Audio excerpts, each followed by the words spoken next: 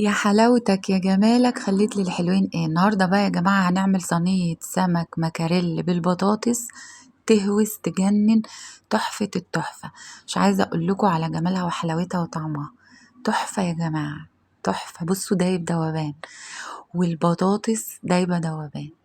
ازيكم يا حبايبي يا غاليين، عاملين ايه؟ يا رب تكونوا بخير. ونقول بسم الله الرحمن الرحيم.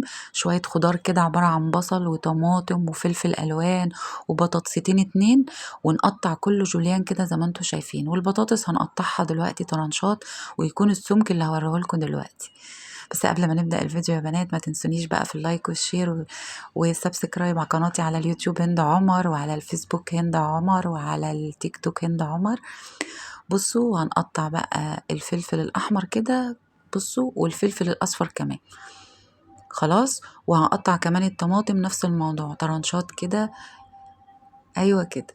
عايزة أقول لكم طعمها يا جماعة مختلف وطعمها يجنن، وهنعملها بصوص كده حلو قوي أو خلطة جميلة جدا. خلاص كده أنا قطعت الخضار هحطه بقى في الصينية بتاعتي، وهنا قطعت كزبرة خضراء وفلفل حامي، وهنا معلقة توم صغيرة، ونزلت بملح وكمون وكزبرة وبهارات سمك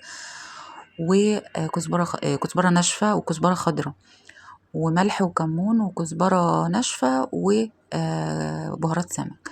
نزلت كمان بمعلقتين زيت كده وقلبت كله كده مع بعضه.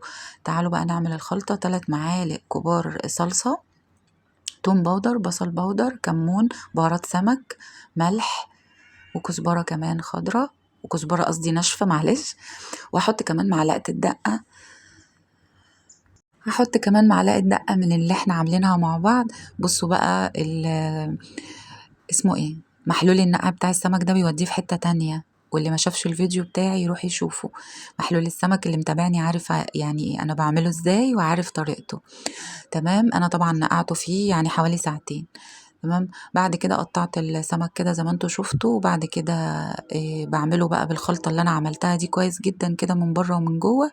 وبحط شوية بصل وطماطم من اللي معايا في الصينية مع البطاطس. بعد كده بدهن وشه. طبعا احنا هنحط لها كمان كوباية مية وهنسيبها على النار من فوق لحد ونغطيها لحد ما تحسي ان، وطبعا هنعصر 3 4 ليمونات ونحط القشر بتاعهم. عايزه اقول لكم يا جماعه يعني طعمها يهوس يجنن بجد، لو جربتوها مش هتبطلوا ابدا تعملوا.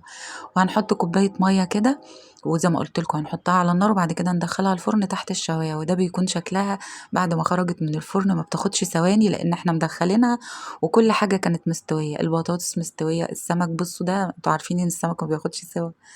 طعمها يا بنات جميل وفي حته تانية، في حته تانية.